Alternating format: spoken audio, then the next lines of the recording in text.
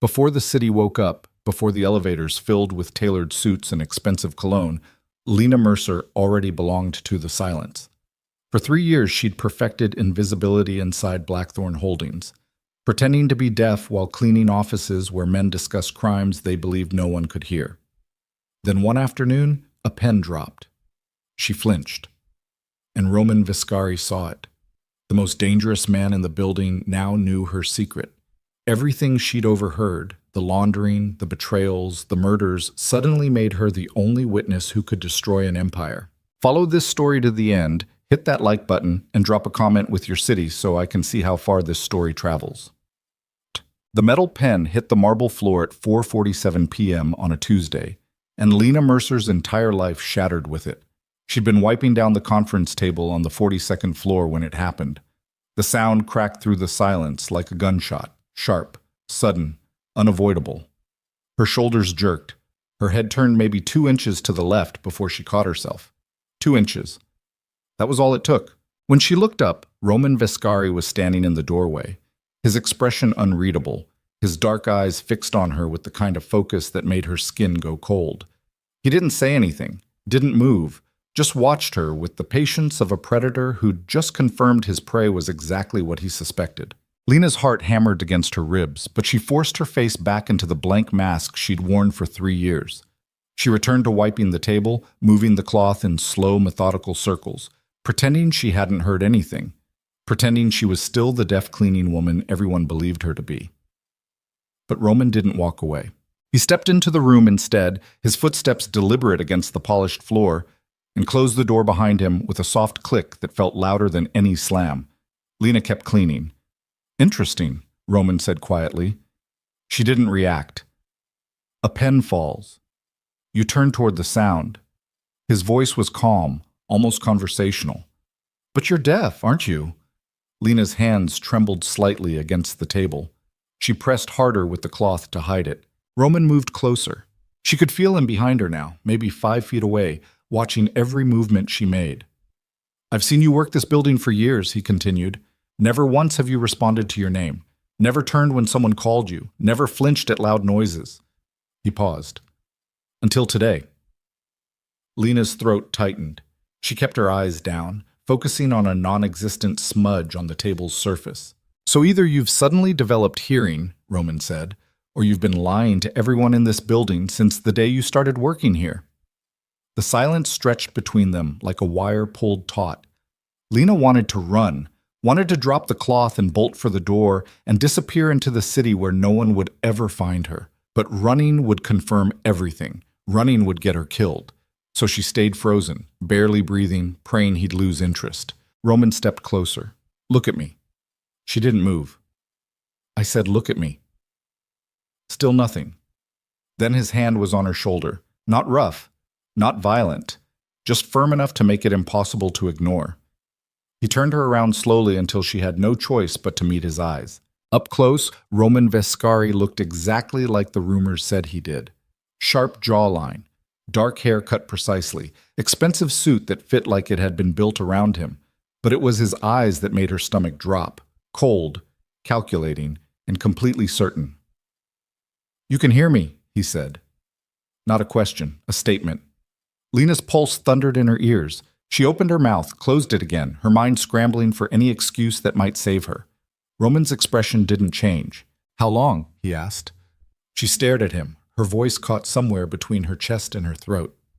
"How long have you been listening to everything said in this building?" The words finally broke free, barely a whisper. "I don't know what you're talking about." Roman's mouth curved into something that wasn't quite a smile. "There it is." Lena's knees felt weak. "You just spoke," Roman said, "which means you can hear, which means every conversation that's happened in your presence for the last 3 years." He tilted his head slightly. "You heard all of it." She couldn't breathe. "I'm going to ask you one more time," Roman said quietly. "How long?" Lena's mind raced. She could lie. She could deny everything. But the way he was looking at her told her it wouldn't matter. Roman Viscari wasn't the kind of man who asked questions he didn't already know the answers to. "Since I started," she whispered. 3 years. She nodded. Roman studied her for a long moment, his expression unreadable. Then he stepped back, adjusting his cufflinks with the same precision he seemed to apply to everything else. "Do you know what happens to people who spy on my organization?" he asked. Lena's chest tightened. "I wasn't spying. I was just pretending to be deaf so no one would notice you were listening to classified conversations." Roman's voice stayed level. "That's the definition of espionage." "I needed the job," Lena said, her voice breaking. "I needed somewhere safe. Somewhere people wouldn't—" She stopped herself. Roman's eyes narrowed slightly. "Wouldn't what?" Lena pressed her lips together, refusing to say more. "You're afraid of men," Roman said, reading her like she was written in a language only he understood. "That's why you chose silence. That's why you made yourself invisible." She didn't answer, but she didn't need to. The truth was written all over her face. Roman watched her for another moment, then walked to the window overlooking the city. The late afternoon sun cast long shadows across the floor, turning the conference room into a study of light and darkness. "What have you heard?" he asked. Lena hesitated. "Everything," she said finally. "Be specific." She swallowed hard. "The offshore accounts, the shipments coming through the ports under false manifests, the meetings with the city officials, the—" She stopped, her voice failing her. Roman turned around. "Go on." "The man you trust," Lena said quietly. "Victor. He's planning something." The temperature in the room seemed to drop. "Explain." Lena's hands twisted together. "I've heard him on the phone. Late at night, when he thinks everyone's gone. He talks about moving assets, about timing, about making sure you're—" She couldn't finish the sentence. "Making sure I'm what?" Roman's voice was deadly calm. "Out of the way." The silence that followed felt like falling. Roman didn't move, didn't react. But something in his expression shifted, something cold and calculating that made Lena understand why people feared him. "How long has this been happening?" he asked. 6 months, maybe longer." "And you're certain it's Victor?" Lena nodded. "He uses your name. He talks about your schedule, about when you'll be alone." She met Roman's eyes. He's waiting for the right moment. Roman walked back toward her slowly. "Why are you telling me this?" The question caught her off guard. "What?" "You've spent 3 years invisible, safe, no one bothering you, no one even knowing you exist." Roman stopped in front of her. "Why risk that now?" Lena's throat tightened. "Because you already know," she said, "and if I don't tell you everything, you'll assume I'm working with him." "Smart," Roman said, "but that's not the only reason." She looked away. "You want protection," he continued. "You know what happens when people find out you've been listening. You know they'll come for you." His voice dropped. "So you're offering me information in exchange for safety." Lena's silence was answer enough. Roman considered this for a moment, then pulled out his phone and made a call. "Clear my schedule for the next 2 hours," he said to whoever answered. "No interruptions." He hung up without waiting for a response. Then he looked at Lena. "Sit." She didn't move. That wasn't a request. Lena slowly sank into one of the conference chairs, her entire body rigid. Roman sat across from her, his posture relaxed, but his attention absolute. "You're going to tell me everything," he said. "Every conversation, every name, every detail, and you're not going to leave anything out." He leaned forward slightly. "Because if I find out later that you lied to me even once, what Victor's planning for me will look merciful compared to what I'll do to you." Lena believed him, so she talked. For the next 90 minutes, she spilled 3 years' worth of secrets. She told him about the laundering schemes she'd overheard in the executive bathrooms, the quiet threats exchanged in hallways, the alliances forming and breaking behind closed doors, the shipments that came through the company's legitimate ports carrying things that had nothing to do with legitimate business. She told him about Victor's phone calls, about the careful way he'd been moving money into accounts Roman didn't know about the meetings he held after hours with men whose names Lena didn't recognize but whose intentions were clear. And she told him about the conversation she'd overheard just last week. Victor talking about a timeline, about making a move soon, about consolidating power before Roman realized what was happening. Roman listened to all of it without interrupting, his expression never changing, his eyes never leaving her face. When she finally finished, her voice hoarse and her hands shaking, Roman leaned back in his chair. "You have a good memory," he said. "I had to," Lena replied. "If I forgot something important, it could get me killed. And now you've told me everything that could get you killed."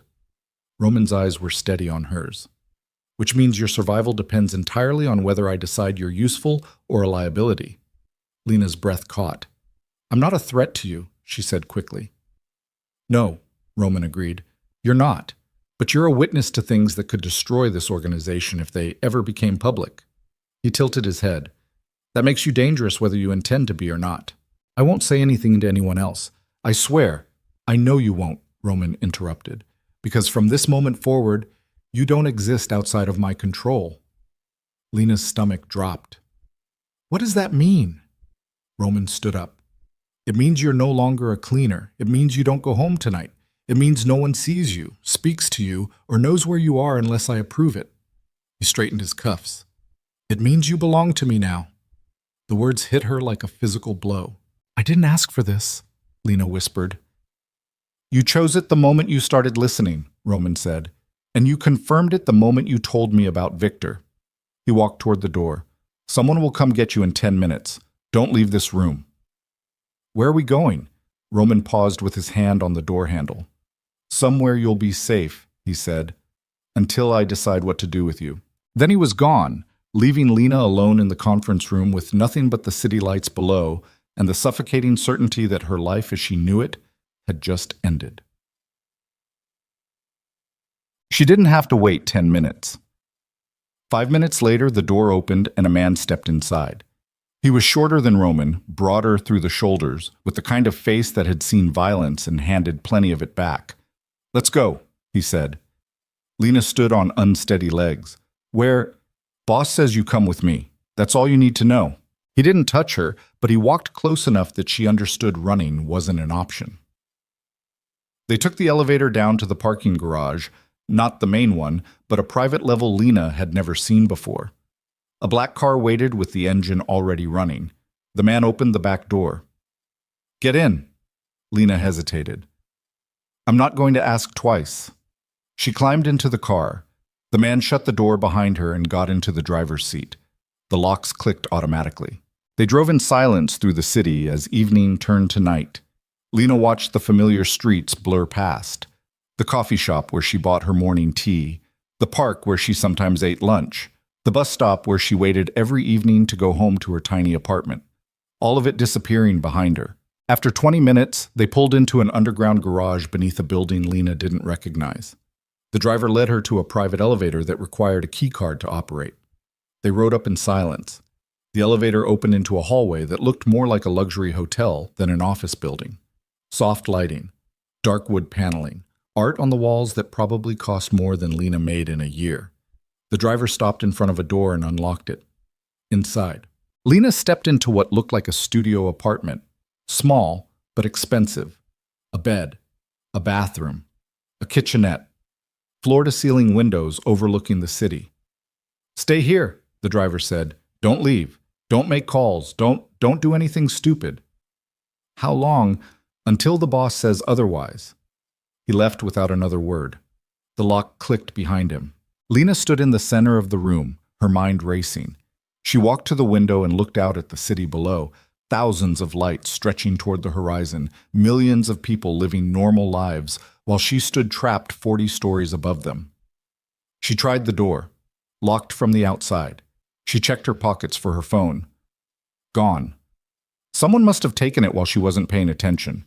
She was completely alone, completely isolated, completely at Roman Viscari's mercy. Lena sank onto the edge of the bed, her hands shaking.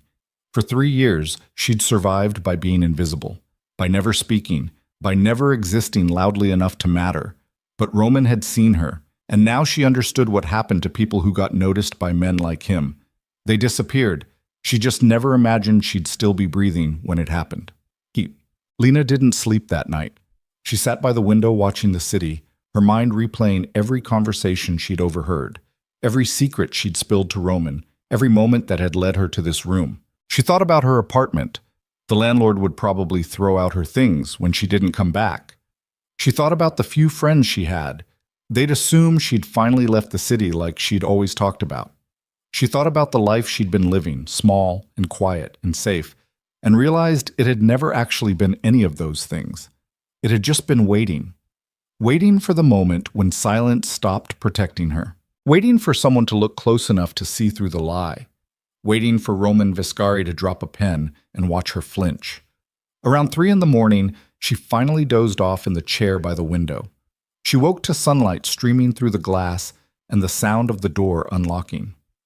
Roman walked in carrying a bag from a bakery she recognized from downtown. He set it on the small table without a word, then sat in the chair across from her. "Eat," he said. Lena stared at him. "I'm not hungry." "I don't care. Eat anyway." She pulled a croissant from the bag with trembling fingers and took a small bite. It tasted like nothing. Roman watched her in silence for a moment. "Victor's been moving money faster than I thought," he said finally. "He's planning to make his move soon, probably within the next 2 weeks." Lena swallowed hard. "What are you going to do?" "That depends on you." She looked up sharply. "What do you mean?" Roman leaned back in his chair. "I need you to keep listening, keep cleaning, keep being invisible." His eyes were steady on hers. "But now you're listening for me." Lena's stomach turned. "You want me to spy on him." "I want you to do what you've already been doing," Roman corrected. "The only difference is now you'll tell me what you hear." "And if I say no?" Roman's expression didn't change. "Then you become a liability I can't afford to keep breathing." The words were delivered without malice, without emotion, just cold, simple fact. Lena set down the croissant, her appetite completely gone. "Why me?" she asked. "You could use anyone, someone trained, someone who knows what they're doing." "Because Victor knows who my people are," Roman said. "He knows who to watch for, who to avoid." He leaned forward slightly. "But he doesn't know about you. No one does. You're the one person in that building who can get close without raising suspicion." "I'm not a spy." "No," Roman agreed. "You're a survivor, which is exactly what I need." Lena looked away, her mind racing through options she didn't actually have. "What happens after?" she asked quietly. "After you deal with Victor. What happens to me?" Roman considered this for a moment. "That depends on how useful you prove to be." It wasn't an answer. It was a threat wrapped in possibility. Lena met his eyes. "And if I do this, if I help you, will you protect me? From Victor?" "Yes." Roman's voice was certain. "From anyone else who might come for you because of what you know?" "Also yes." He paused. "But understand something. Once you work for me, you don't stop working for me. There's no going back to your quiet little life, no pretending this never happened." "There's no going back anyway," Lena said, her voice hollow. "You made sure of that when you brought me here." Roman didn't deny it. They sat in silence for a long moment, the morning sun casting long shadows across the room. Finally, Lena spoke. "What do you need me to do?" Roman's expression didn't change, but something in his eyes suggested he'd been certain of her answer all along. "Go back to work tomorrow," he said. "Act exactly like you always have. Clean, stay quiet, be invisible." He stood up. "But pay attention to Victor's schedule, who he meets with, when he's alone, what rooms he uses for private calls. And then what?" "And then you tell me everything." Roman walked toward the door, then paused. "One more thing," he said without turning around. "If Victor suspects anything, if he even looks at you wrong, you call this number immediately." He set a phone on the table. "Don't hesitate. Don't try to handle it yourself. Just call." "Why do you care if something happens to me?" Lena asked. Roman looked back at her. "Because right now you're the only advantage I have," he said simply. "And I don't waste advantages." Then he was gone, leaving Lena alone with the phone and the terrifying knowledge that she'd just agreed to walk back into the building where a man was planning a murder, and now she was the one person standing between Roman Viscari and a knife in the dark. She picked up the phone. It had only one number saved in it. No name, just a contact labeled, "Call if you want to live." Lena's hand shook as she set it back down. She'd spent 3 years surviving by staying silent. Now her survival depended on speaking, and she wasn't sure which terrified her more. Lena returned to Blackthorn Holdings the next morning, wearing the same gray uniform that had made her invisible for 3 years. But everything felt different now. The weight of the phone in her pocket, Roman's phone, pressed against her hip like a brand. Every step through the marble lobby echoed too loud. Every glance from passing employees felt like accusation. She pushed her cleaning cart toward the service elevator, keeping her eyes down, her expression blank. But her heart hammered against her ribs so hard she was certain everyone could hear it. The elevator doors opened. She stepped inside, and Victor D'Angelo stepped in behind her. Lena's breath caught in her throat. She stared straight ahead at the scratched metal doors, forcing herself not to react, not to move, not to acknowledge his presence in any way. Victor pressed the button for the 42nd floor, the executive level. The same floor Lena was heading to. The doors closed. They rode up in silence. Lena could feel him standing behind her, close enough that she could smell his cologne. Expensive, overwhelming, the kind of scent that announced its presence before the man wearing it ever spoke. She gripped the handle of her cleaning cart tighter, her knuckles going white. 38th floor. 39th. 40th. Victor shifted his weight. Lena heard the rustle of his suit jacket, the quiet exhale of breath. "You've been working here a long time," he said. Lena didn't move, didn't respond, stayed frozen in the performance she'd perfected over 3 years. "Strange how people become invisible," Victor continued, his voice casual, conversational. "How we stop seeing them as human after a while, just part of the furniture." 41st floor. "Makes you wonder what else we stopped noticing." The elevator dinged. 42nd floor. The doors opened. Lena pushed her cart forward without looking back. She heard Victor's footsteps behind her, steady, unhurried, heading in the opposite direction down the hallway. She didn't breathe properly until she heard his office door close. Her hands were shaking so badly she had to grip the cart to keep them still. She stood in the middle of the empty corridor, her pulse racing, every instinct screaming at her to run. But she didn't. Because Roman was right about one thing. She was a survivor. And survivors didn't run when running would get them killed. She cleaned methodically for the next 2 hours, moving from office to office with the same routine she'd followed for years. Empty trash cans, wipe down surfaces, vacuum floors. Exist without existing. But now she was listening differently. Every conversation that drifted through half-open doors, every phone call conducted in hushed tones, every moment of silence that felt heavier than it should. Around 11, Victor's office door opened. Lena was cleaning this corridor outside, her back to him, her movements automatic.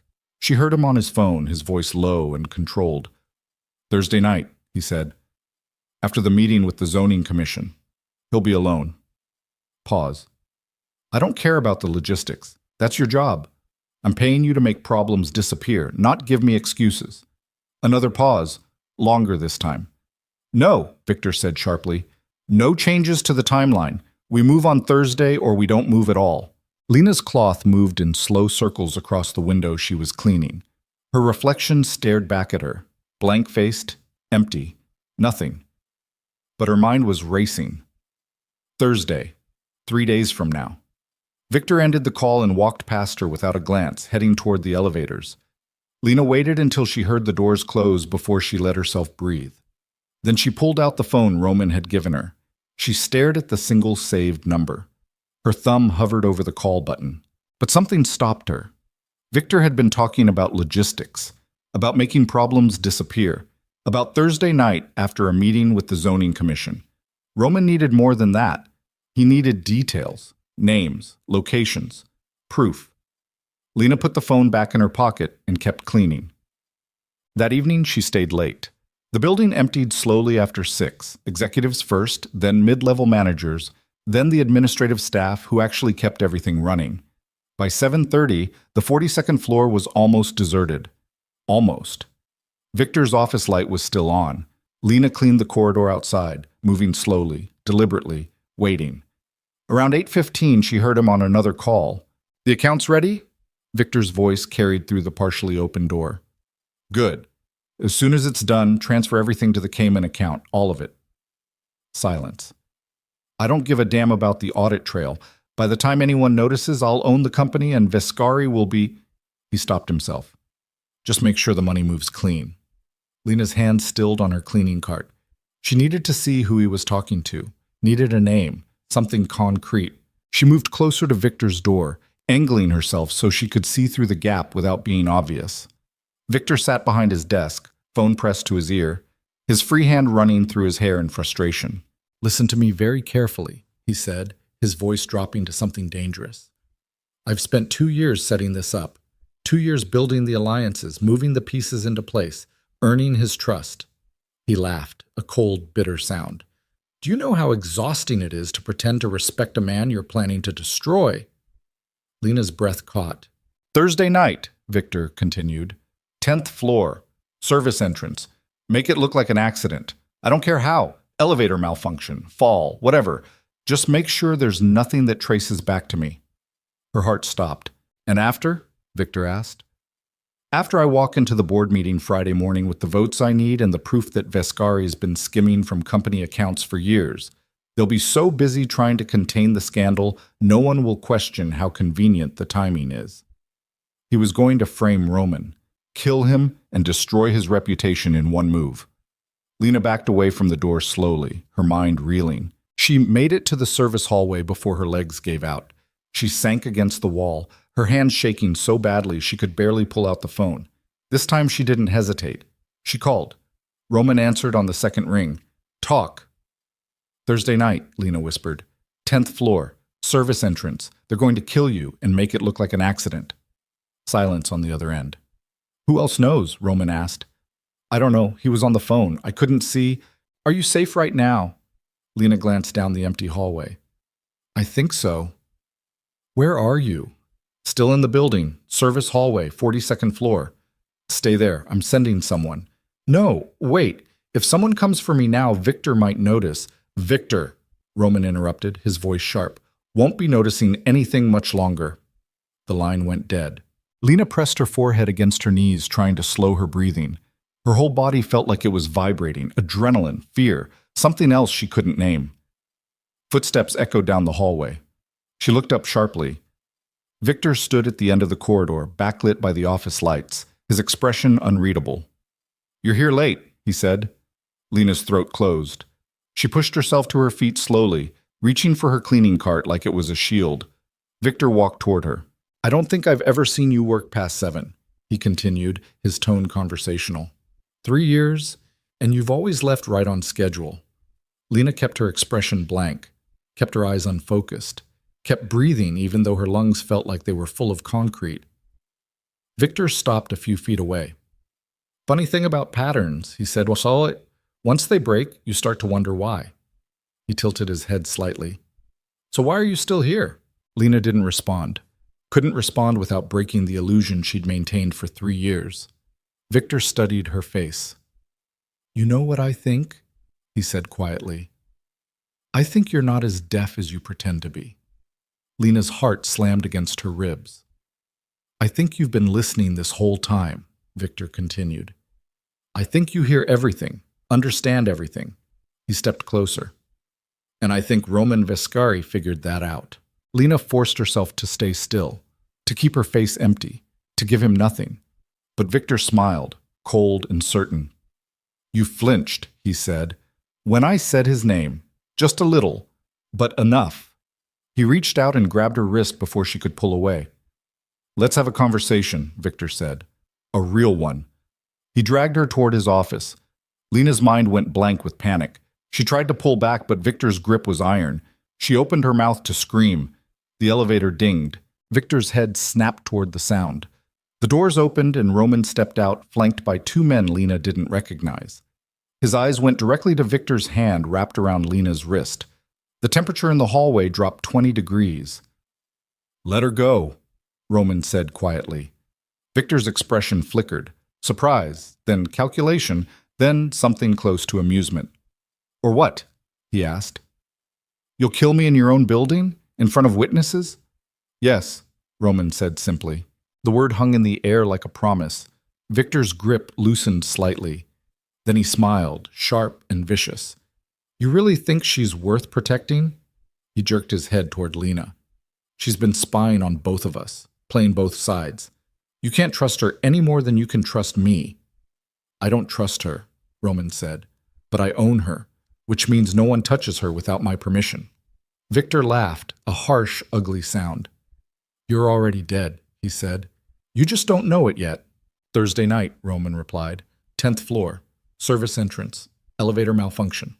He took a step forward. Did I miss anything? Victor's face went white. She told you. Every word. Victor's hand dropped from Lena's wrist. He stepped back, his mind clearly racing through options that were disappearing faster than he could calculate them. This doesn't have to end badly, Victor said, his tone shifting to something almost reasonable. We can still work this out, split the territory, you keep the legitimate operations, I take the… Get on your knees, Roman interrupted. Victor blinked. What? You heard me. The two men flanking Roman moved closer, their hands resting casually near their waistbands where Lena knew guns were holstered. Victor's jaw clenched. You're making a mistake. The only mistake I made, Roman said, was trusting you in the first place. Now get on your knees or I'll have them put you there. For a long moment, Victor didn't move. His eyes darted between Roman and the two men, measuring odds he clearly didn't like. Then slowly, he lowered himself to his knees. Roman walked past him without a glance and stopped in front of Lena. Up close, she could see the cold fury burning behind his controlled expression. Are you hurt? He asked. Lena shook her head, not trusting her voice. Roman looked at one of his men. Take her downstairs. Keep her safe. No, Lena said, the word breaking free before she could stop it. Roman's eyes snapped back to her. No? If I leave now… Lena's voice shook. If people see me leaving with your men while Victor's still up here, they'll know I was involved. They'll know I told you. They're going to know anyway. Not if I stay, Lena said. Not if I finish my shift like nothing happened. Not if I'm still just the deaf cleaning woman who didn't hear anything. Roman studied her for a long moment. You want to stay invisible. I want to stay alive, Lena corrected. Behind them, Victor laughed again, quieter this time, almost bitter.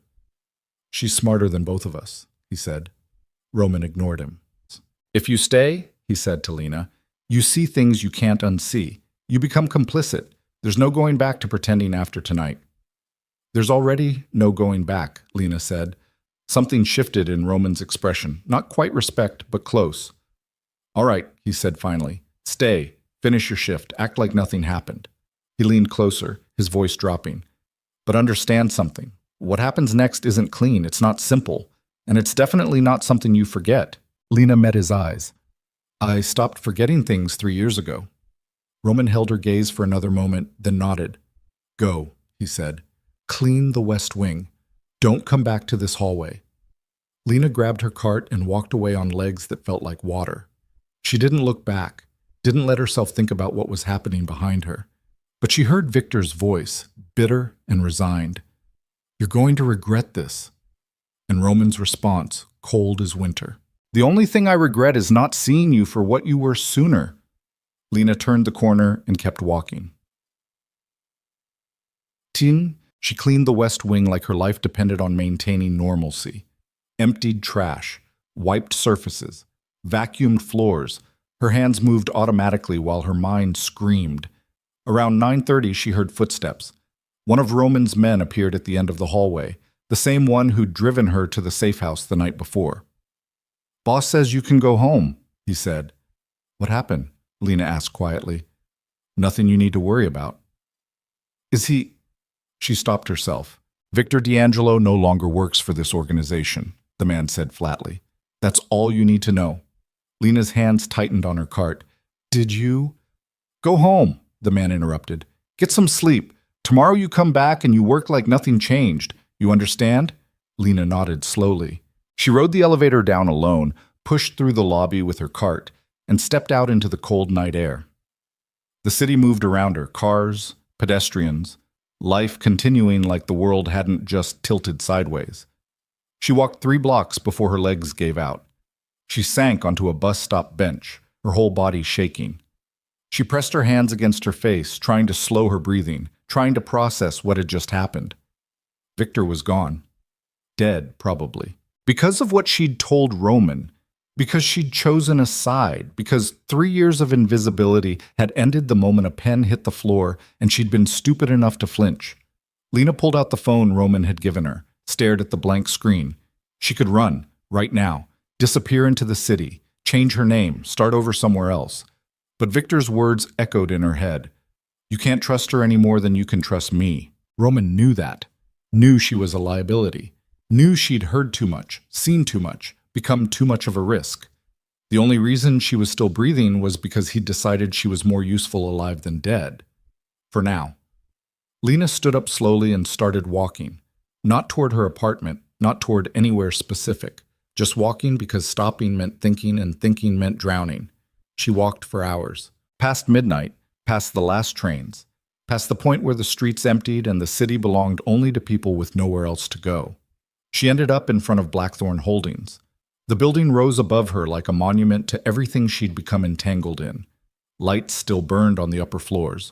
Roman's office, probably. The man who never seemed to sleep, who controlled an empire with the same precision he used to destroy his enemies. The man who owned her now, whether she wanted to admit it or not. Lena's phone buzzed. She looked down at the screen. Unknown number. She answered. Where are you? Roman's voice. Outside the building. Silence on the other end, then, come up. It's almost 2 a.m. I know what time it is. Come up anyway. The line went dead. Lena stared at the phone for a long moment. Every instinct told her to walk away, to disappear before she got any deeper into something she didn't understand and couldn't control. But she was already too deep. So she walked into the building, took the elevator to the 42nd floor, and found Roman's office door open. He sat behind his desk, jacket off, sleeves rolled up, a glass of something amber beside his laptop. He didn't look up when she entered. Close the door, he said. Lena did. Sit. She sat in one of the chairs facing his desk, her hands folded in her lap to hide the trembling. Roman finally looked at her. In the low light of his office, he looked tired, not physically, but the kind of tired that came from carrying weight no one else could see. Victor's been eliminated, he said simply, along with 3 others who were part of his operation. The board will be told he embezzled funds and disappeared. No one will question it. Lena's throat tightened. Did you? No, Roman interrupted. I don't get my hands dirty unless I have to. I have people for that. He leaned back in his chair. But I gave the order, which makes me just as responsible. The admission hung between them. Why are you telling me this? Lena asked. Because you need to understand what you're part of now, Roman said. You think you were just passing along information, playing it safe, staying neutral. He shook his head. But the moment you called me tonight, you chose a side, and people died because of that choice. Lena's hands clenched tighter. He was going to kill you. Yes, Roman agreed. But that doesn't change what you did. It doesn't erase the blood. I'm not sorry, Lena said, the words surprising her even as she spoke them. Roman's eyes narrowed slightly. No, he was a murderer, a traitor. He would have killed you and framed you and destroyed everything you built. Lena's voice steadied. So no, I'm not sorry he's dead. Roman studied her for a long moment. You're stronger than I thought, he said finally. I'm a survivor, Lena corrected. There's a difference. Not much of one. They sat in silence. Outside the windows, the city glittered like broken glass. What happens now? Lena asked. Now you go back to cleaning, Roman said. Back to being invisible, back to listening. For you. Yes. Lena looked away. And if I say no, if I tell you I want out? Roman's expression didn't change. Then you become the same liability Victor was, he said quietly, and I handle you the same way I handled him. The words weren't a threat, they were just fact. Lena met his eyes again. So I never had a choice. You had a choice, Roman said. You made it when you called me tonight instead of running. You made it when you stayed in that hallway instead of leaving when I told you to. You made it when you said you weren't sorry. He leaned forward. You've been making choices all along. You just don't want to admit what kind of person those choices make you. The words cut deeper than any threat could have, because he was right. Lena had spent 3 years telling herself she was just surviving, just staying quiet. just trying to make it through each day without being noticed. But she'd been listening to confessions of crimes, memorizing details of illegal operations, cataloging sins without ever reporting them. She'd been complicit long before Roman forced her to choose a side. She'd just been too afraid to admit it. "What kind of person does it make me?" Lena asked, her voice barely above a whisper. Roman's expression softened slightly, not kindness exactly, but something close to understanding. "The kind who survives," he said, "no matter what it costs." Lena stood up slowly. "I should go." "One more thing," Roman said. She stopped. Victor wasn't working alone. There are others. People inside this organization who helped him, supported him, funded him. Roman's eyes were steady on hers. "I need you to find them." Lena's stomach dropped. "I'm not an investigator." "No," Roman agreed, "but you're invisible, which makes you more valuable than any investigator I could hire." He stood up, walking around his desk until he was standing directly in front of her. "You're going to keep cleaning, keep listening, keep being the woman no one notices, and you're going to tell me everything you hear, every name, every conversation, every detail." "And if I find them?" Lena asked. "What happens then?" Roman's expression went cold. "Then they end up like Victor." Lena's breath caught. I can't be responsible for more deaths." "You already are," Roman said flatly. "Victor's blood is on your hands just as much as it's on mine. The only question now is whether you're strong enough to accept that and keep going, or whether you're going to break." Lena felt something inside her crack. Not break, just crack, like ice under pressure. She looked at Roman, really looked at him, and saw the truth she'd been avoiding since the moment that pen hit the floor. She wasn't a victim anymore. She was a weapon, Roman's weapon. And the terrifying part was how little that bothered her. "I'll do it," she heard herself say. Roman nodded slowly. "Good." He walked back to his desk, already shifting his attention to something else. A file, a phone call, another problem that needed solving with the same cold efficiency he applied to everything. Lena turned toward the door. "Lena." She stopped, surprised he'd used her name. "You did the right thing tonight," Roman said without looking up. "I know it doesn't feel like it, but you did." The words should have been comforting. Instead, they felt like the final door closing on the life she used to have. Lena walked out of his office, took the elevator down 42 floors, and stepped out into the pre-dawn darkness. The city was still sleeping, but she knew she'd never sleep the same way again. Because Roman was right about one thing. She'd made her choice, and there was no going back from it now. Over the next 2 weeks, Lena became someone she didn't recognize. She showed up for work every morning at 5:30, pushed her cleaning cart through the marble lobby, smiled vacantly at security guards who waved her through without a second glance. But now she was hunting. Every conversation she overheard got cataloged. Every name mentioned got memorized. Every suspicious meeting got reported back to Roman through the phone he'd given her. She learned to recognize patterns, to spot the small tells that indicated someone was lying, to understand the difference between normal business discussion and something darker hiding beneath polite language. And slowly, piece by piece, she started identifying the others who'd helped Victor. Marcus Chen from accounting, who'd been moving money through shell companies. Jennifer Reyes from legal, who'd been bearing evidence of the offshore accounts. David Park from operations, who'd been coordinating the shipments that had nothing to do with legitimate business. 3 more names, 3 more people who'd betrayed Roman. Lena reported each one, and one by one, they disappeared. Not as dramatically as Victor. No confrontations in hallways, no scenes. They just stopped showing up for work. Their offices got cleaned out quietly. Their desk nameplates got removed. Their emails got forwarded to someone else. And no one asked questions. Because in Roman Vescari's organization, asking questions about missing people was a quick way to become the next person who disappeared. Lena told herself she was just doing what she had to do to survive. But late at night, alone in her apartment, she knew that was a lie. She was doing this because some part of her, some dark, buried part she'd never wanted to acknowledge, liked having power, liked being necessary, liked being seen. After 3 years of being invisible, Roman Vescari had given her the one thing she'd never thought she wanted, the ability to destroy people with a whisper. And it terrified her how easily she'd learned to use it. The 14th day after Victor's death, Roman called her to his office again. It was late, almost 11 at night. The building was empty except for security and the night cleaning crew. Lena rode the elevator up, her heart steady now. Not calm, exactly, but no longer panicked. She'd gotten used to these late-night meetings, used to the weight of Roman's attention, used to the careful dance they performed around the truth neither of them wanted to speak out loud. She was his employee. He was her boss, but they both knew it was more complicated than that. The elevator doors opened. Lena stepped into the dimly lit hallway and walked to Roman's office. The door was ajar. She pushed it open. Roman stood at the windows overlooking the city, his back to her, a glass of whiskey in his hand. "Close the door," he said without turning around. Lena did. They stood in silence for a long moment.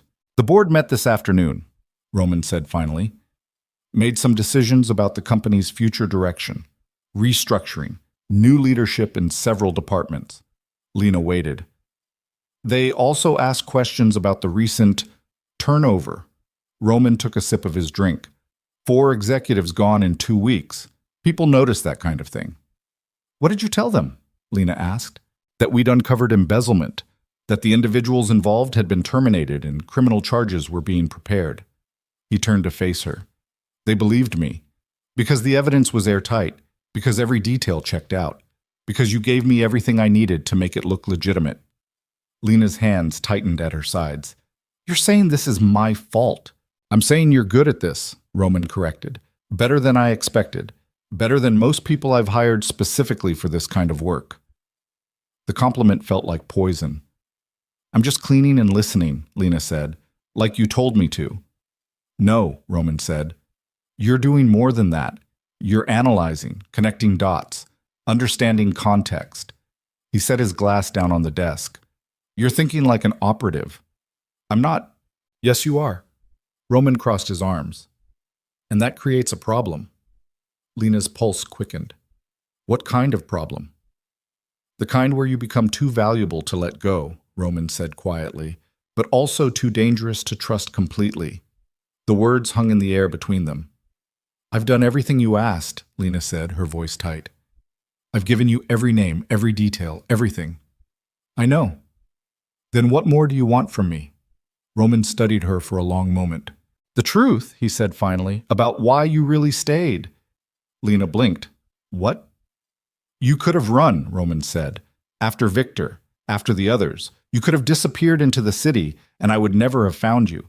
I'm good, but I'm not that good." He stepped closer. "So why didn't you?" Lena's throat tightened. "Because you would have killed me." "Probably," Roman agreed. "But that's not the real reason." "Then what is?" Roman's eyes were steady on hers. "You stayed because for the first time in your life you felt powerful."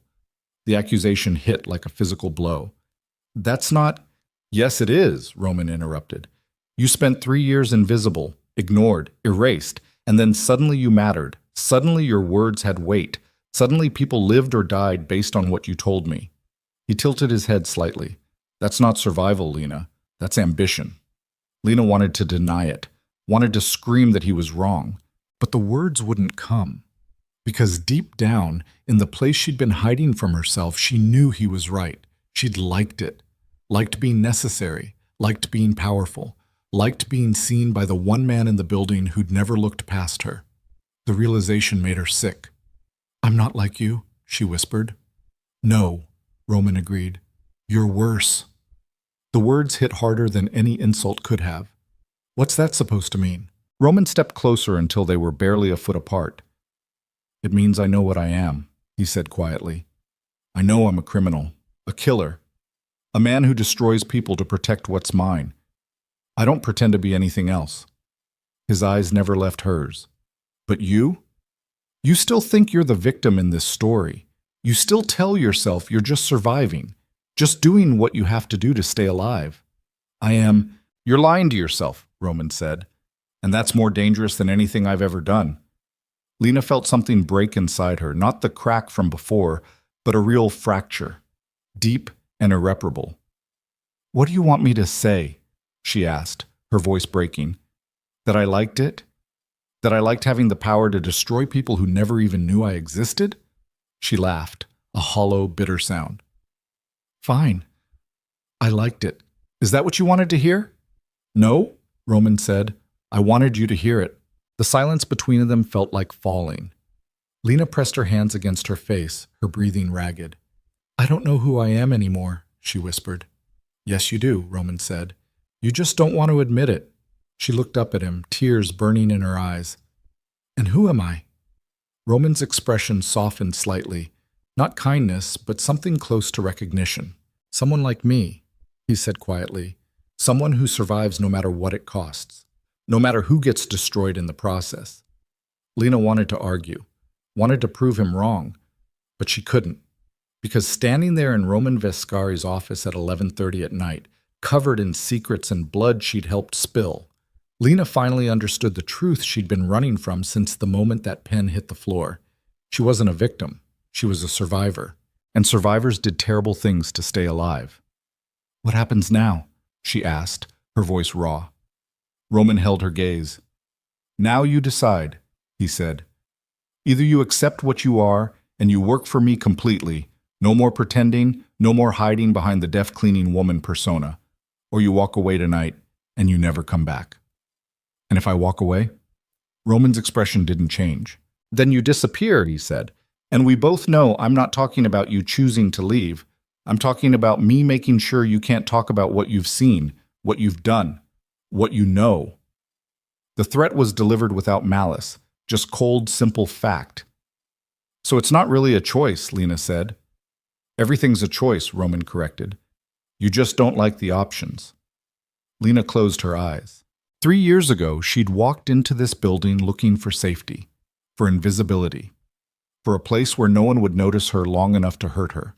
And now she stood in the office of the most dangerous man she'd ever met, being offered the one thing she'd never thought she'd want: power. Real power. The kind that came with blood and consequences and no way back. She opened her eyes. I'll stay, she said. Roman nodded slowly, like he'd known her answer before she did. Then starting tomorrow, you're no longer a cleaner, he said. You're my employee. Officially. You'll have an office, a title, access to information most people in this organization will never see. What title? Lena asked. Roman's mouth curved into something that wasn't quite a smile. Whatever you want, he said. You've earned it. Lena should have felt victorious, should have felt powerful, should have felt like she'd finally won something after years of losing. Instead, she just felt numb, like she'd traded one cage for another, but at least this cage came with a key. Even if the key was covered in blood. I should go, Lena said quietly. She turned toward the door. Lena! She stopped. You made the right choice, Roman said. Lena looked back at him, this man who'd seen through every wall she'd built, who'd forced her to see herself clearly for the first time in her life, who'd given her power and taken her soul in the same breath. Did I? She asked. Roman's expression was unreadable. Time will tell. Lena walked out of his office for what she knew would be the last time as the invisible cleaning woman. Tomorrow, she'd come back as someone else entirely. Someone with a name, a face, a voice.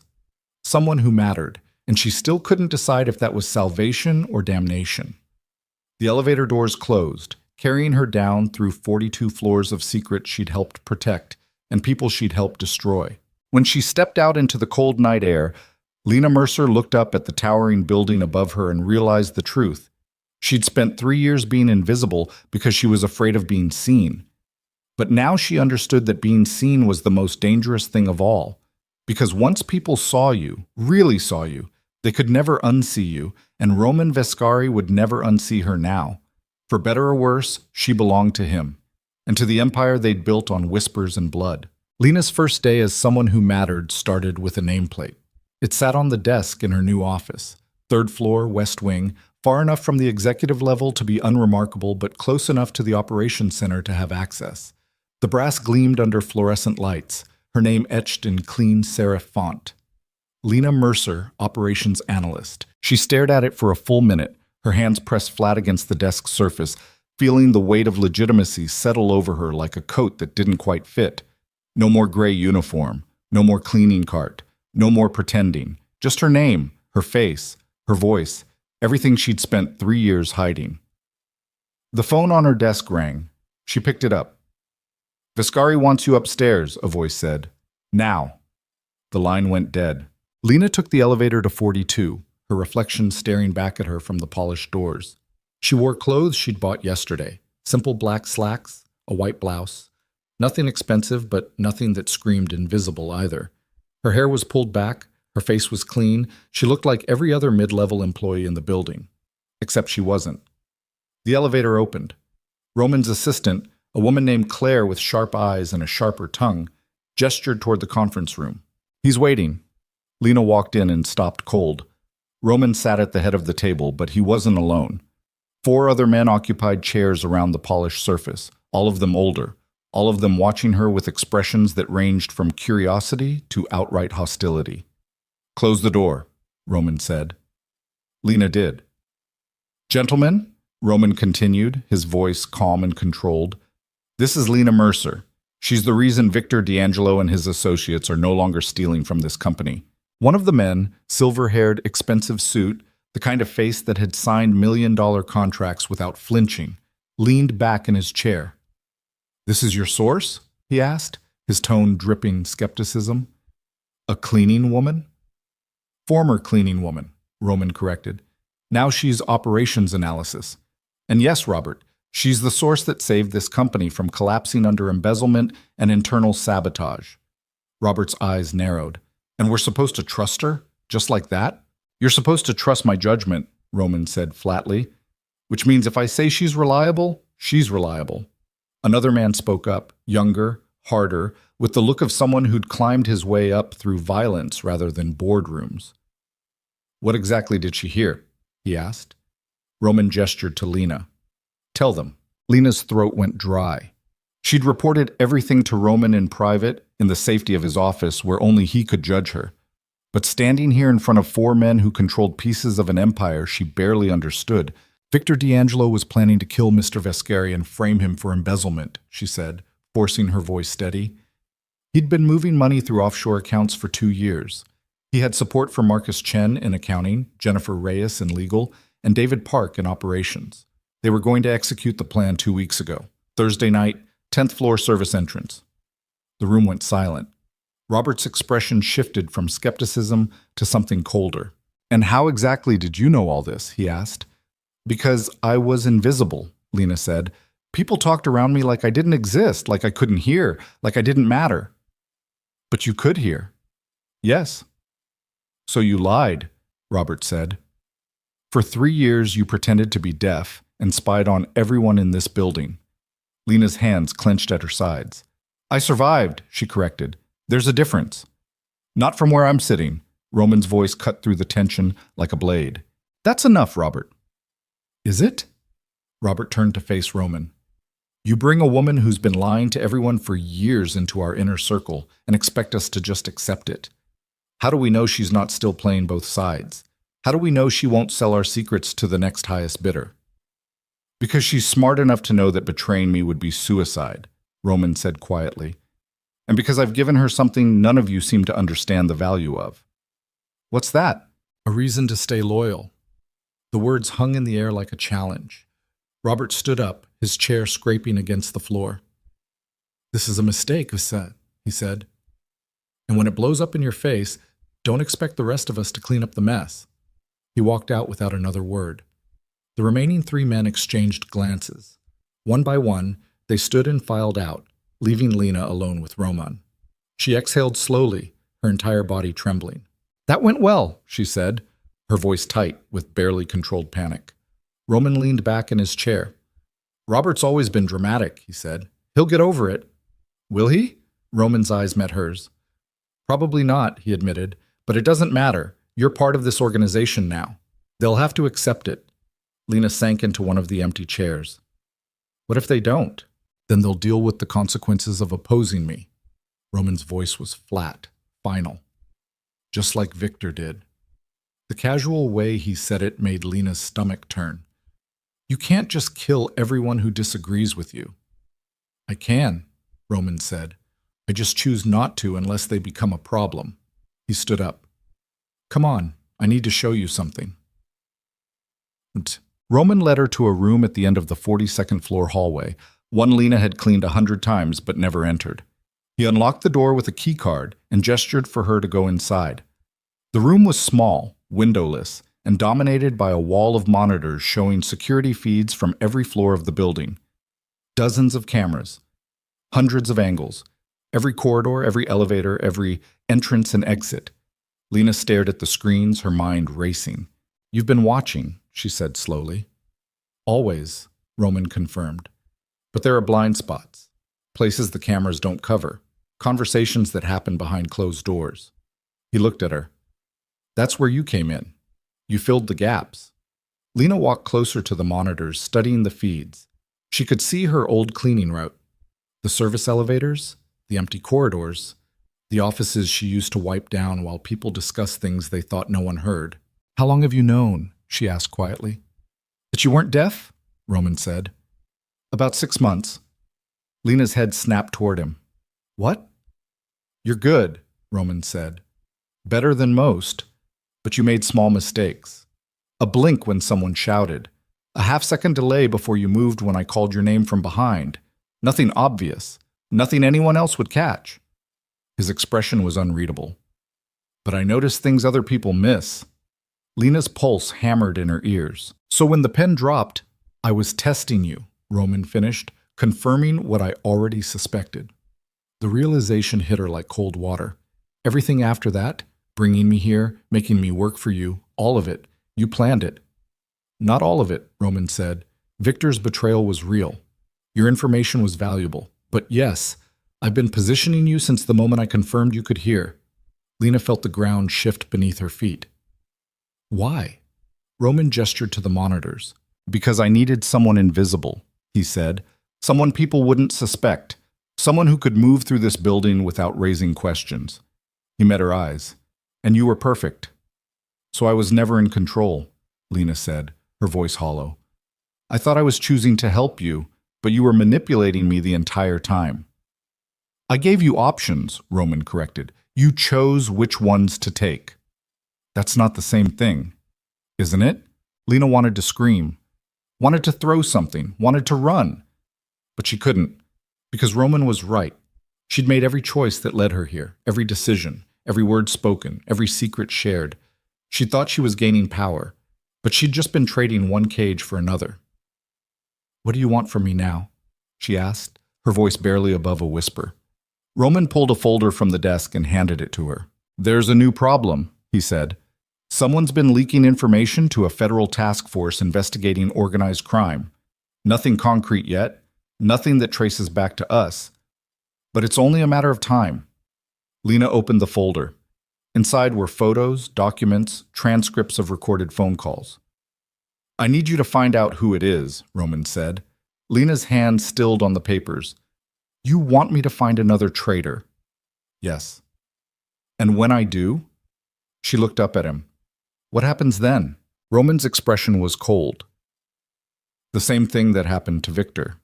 Lena closed the folder slowly. "I can't keep doing this," she said. "I can't keep being responsible for people dying." "Yes, you can," Roman said, "because the alternative is you dying instead." The words were delivered without heat, without anger, just simple, terrible truth. Lena stood there holding the folder, feeling the weight of it pressing against her chest like a stone. "I want out," she whispered. "No, you don't." "Yes, I do." Roman stepped closer. "If you wanted out, you would have run months ago," he said quietly. "You would have disappeared the night Victor died. You would have said no when I offered you a position." He tilted his head. "But you didn't, because some part of you, the part you don't want to admit exists, likes this." "That's not true." "You like being necessary," Roman continued. "You like having power. You like being seen by people who used to look right through you." His eyes were steady on hers. "You like being mine." The last word hit her like a slap. Lena opened her mouth to deny it, but the words wouldn't come, because he was right, and she hated him for it. "Take the folder," Roman said. "Do the work. Find the leak." He walked toward the door. "And stop lying to yourself about what you are. He left her alone in the room full of monitors, surrounded by 1,000 watching eyes, holding evidence of another betrayal she'd be forced to expose. Lena looked down at the folder in her hands. Then she opened it and started reading Trotten. The leak's name was Sarah Mitchell. It took Lena 3 days to figure it out. 3 days of listening to conversations, tracking movements, analyzing patterns. 3 days of being the invisible woman again, except now she had an office and a title and the full weight of Roman Vescari's organization behind her. Sarah worked in compliance, ironic given what she was doing. She'd been feeding information to a federal prosecutor for 6 months. Nothing major yet, just enough to build a case slowly, carefully, without tipping anyone off. But Lena found the pattern. Late-night emails sent from Sarah's personal account to an encrypted server. Phone calls made from burner phones purchased with cash. Meetings in coffee shops across town with a man Lena's research identified as Assistant U.S. Attorney Marcus Webb.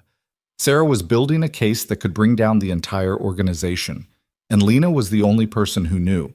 She sat in her office late on the third night, staring at the evidence spread across her desk.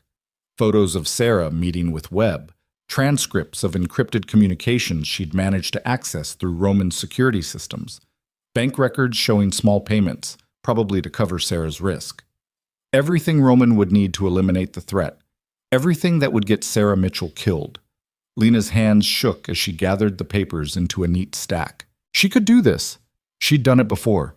Victor, Marcus, Jennifer, David, all of them gone because of information she provided. What was one more? But something stopped her.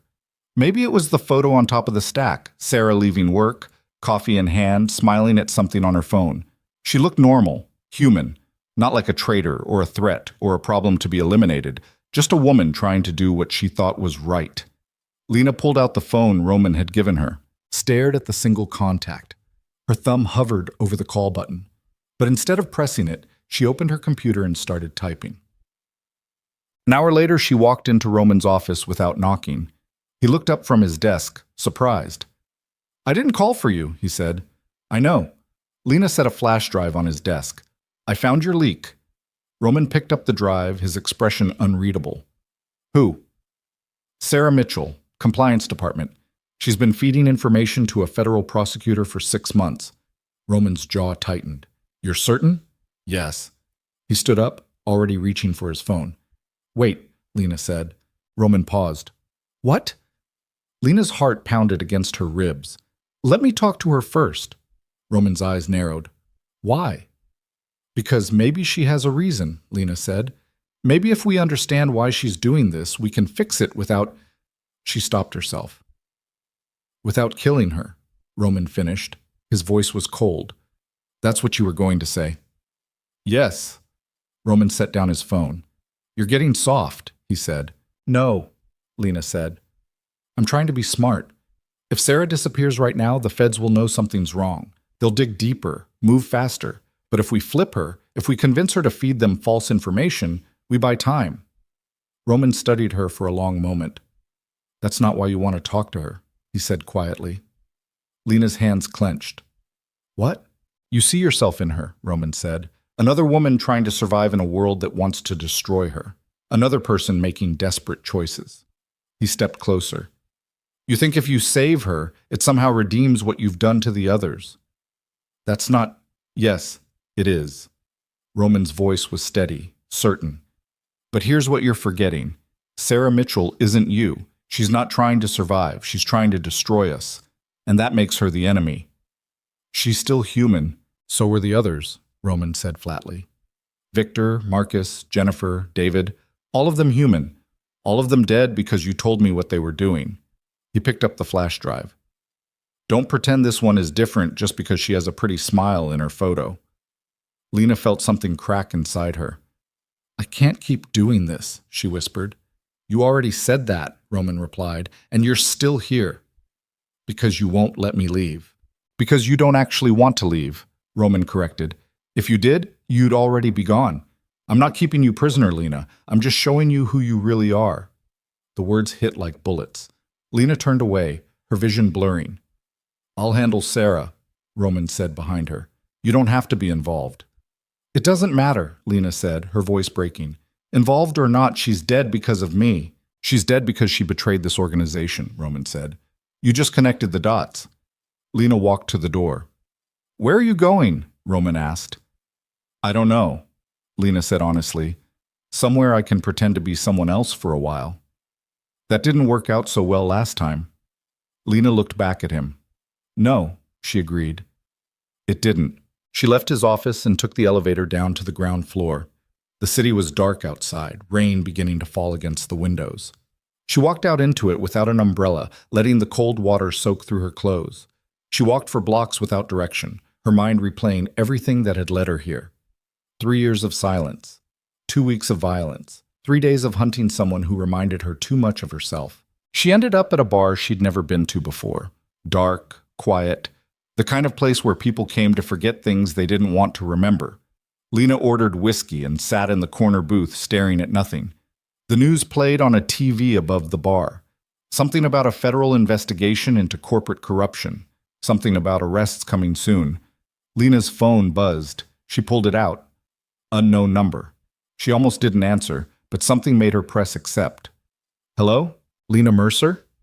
The voice was unfamiliar. Male. Professional. Who is this? My name is Marcus Webb. I'm an assistant U.S. attorney. A pause. I believe we have a mutual friend, Sarah Mitchell. Lena's blood went cold. I don't know anyone named Sarah. Yes, you do, Webb interrupted. And I know what you've been doing for Roman Viscari. The question is whether you want to keep doing it or whether you want to help me stop him. Lena's hands shook around the phone. How did you get this number? Sarah gave it to me, Webb said, before your boss had her killed 3 hours ago. The world tilted sideways. What? She's dead, Webb said flatly. Murdered, made to look like a suicide. But we both know what really happened. His voice hardened. And we both know you're the one who gave Viscari her name. Lena couldn't breathe. I tried to. It doesn't matter what you tried to do, Webb said. It matters what you did, and what you did was sign her death warrant. Lena pressed her hand against her mouth, bile rising in her throat. But here's the thing, Webb continued. I don't care about you. I care about Viscari, and you're the only person who's been inside his organization long enough to give me what I need. He paused.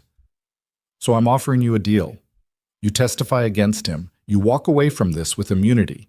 You refuse, and you go down with him when I bring this whole organization to the ground. Lena's mind raced. I can't testify against him. He'll kill me. He's going to kill you anyway, Webb said. You're a witness to too many crimes, a liability that knows too much. The only question is whether you die as his victim or his enemy. That's not a choice. It's the only choice you have left, Webb interrupted. Think about it. You have 48 hours to decide. After that, the offer expires and you're on your own. The line went dead. Lena sat in the booth, rain streaming down the windows outside, the weight of everything pressing down on her until she couldn't tell where her body ended and the darkness began. Sarah was dead. Because of her. And now she had 2 days to decide whether to betray the man who'd given her power or die protecting him. She looked down at her hands, the same hands that had cleaned offices for 3 years, that had held secrets and spilled blood, that had signed death warrants with whispered words. And she realized the terrible truth Roman had been trying to show her all along. There was no redemption for people like her. Only choices between different kinds of damnation. Lena stood up and walked out of the bar into the rain. She didn't go back to her apartment. She didn't go back to Blackthorn Holdings. She just walked through the city like a ghost, invisible again, disappearing into the same silence that had protected her for 3 years. Except this time, she knew the silence wouldn't save her.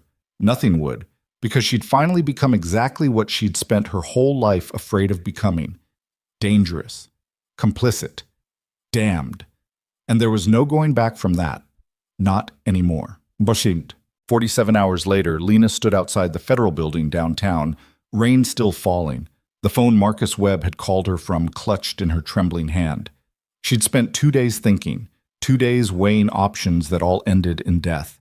2 days realizing that Roman had been right about everything except one thing. She did want out, and this was the only way left to get it. Lena walked through the glass doors into the marble lobby. A security guard stopped her. Can I help you? I need to speak to Marcus Webb. Lena said, her voice steady despite the hurricane screaming inside her chest. Tell him Lena Mercer is here. Tell him I'm ready to talk. The guard made a call. 5 minutes later, Marcus Webb stepped off an elevator, mid-40s, gray at the temples, the kind of face that had seen too many crimes and convicted too few criminals. He looked at her for a long moment. You're sure about this? He asked. Lena thought about Sarah Mitchell, about Victor D'Angelo, about Marcus Chen and Jennifer Reyes and David Park, about every person who died because she'd whispered their names to Roman Vescari. No, she said honestly, but I'm doing it anyway. Webb nodded slowly. Then let's talk. He led her upstairs to a conference room where 2 other people waited, a woman with a recorder and a man with a notepad. Lena sat down. Webb sat across from her. Before we begin, he said, I need you to understand what you're agreeing to. The moment you start talking, you become a federal witness, which means Vescari can't touch you without facing consequences that'll destroy him. He'll find a way, Lena said. Let him try, Webb replied. We'll be ready. Lena looked at the recorder, at the woman's hand poised over the button, at the man with his pen ready to write down every word that would destroy the empire she'd helped protect. And she thought about 3 years of silence, about the woman she'd been before Roman Vescari saw through her lies, about the woman she'd become after. Webb leaned forward. Are you ready? Lena closed her eyes, took a breath, and made the only choice she had left. Yes, she whispered. The recorder clicked on, and Lena Mercer started talking. Lena talked for 6 hours straight. She told them everything, every conversation she'd overheard in 3 years of invisible cleaning, every name, every crime, every whispered confession spoken by men who believed she couldn't hear. She described the offshore accounts Victor had used, the shipments that moved through legitimate ports carrying illegal cargo, the meetings where executives discussed bribes and threats like they were discussing lunch orders. She told them about the murders, about people who disappeared, about bodies that never got found, and families that never got answers. And she told them about Roman Vescari, about how he controlled everything with quiet precision, how he never raised his voice or lost his temper but somehow made grown men terrified with nothing but a look, how he'd seen through her deception in seconds and turned her into a weapon against his own organization. The woman with the recorder had to change the tape 3 times. The man with the notepad filled 17 pages. Marcus Webb sat across from her the entire time, his expression never changing, his eyes never leaving her face. When she finally finished, her throat was raw, and her hands were shaking so badly she had to press them flat against the table to keep them still. Webb leaned back in his chair. That's good, he said quietly. That's very good. What happens now? Lena asked, her voice barely above a whisper. Now we move fast, Webb said. We've got enough for warrants, enough to freeze accounts, seize assets, bring charges against everyone you named. He glanced at his colleagues. We can have people in custody by tomorrow morning. Roman won't let that happen, Lena said. The moment he finds out I'm talking to you. He already knows. The words hit Lena like a punch to the stomach. What? Webb pulled out his phone and showed her a text message time-stamped 20 minutes ago. Tell Lena I'm disappointed. I thought she was smarter than this. The number was Roman's. Lena's vision blurred. How? Someone in my office is on his payroll, Webb said flatly. Has been for years. I've suspected it, but never had proof. Until tonight. He put his phone away. The moment you walked into this building, someone made a call, which means Vescari knows exactly where you are and what you're doing. Lena stood up so fast her chair fell backward. Then I need to leave, now, before he... Before he what? Webb asked calmly. Kills you in a federal building surrounded by armed agents? He's not that stupid. You don't know him like I do. No, Webb agreed, but I know men like him, and they don't make moves unless they're certain of the outcome. He gestured for her to sit. You're safe here. For now. Lena didn't sit. She paced to the window overlooking the city, her heart hammering against her ribs. Somewhere out there, Roman knew she'd betrayed him, knew she'd given the feds everything they needed to destroy his organization, and he was planning his response. I need protection, Lena said, her voice tight with barely controlled panic. Witness protection, a new name, a new city, whatever it takes. That's already being arranged, Webb said, but it'll take a few days to process. Until then, you'll stay in a safe house with armed security. A few days?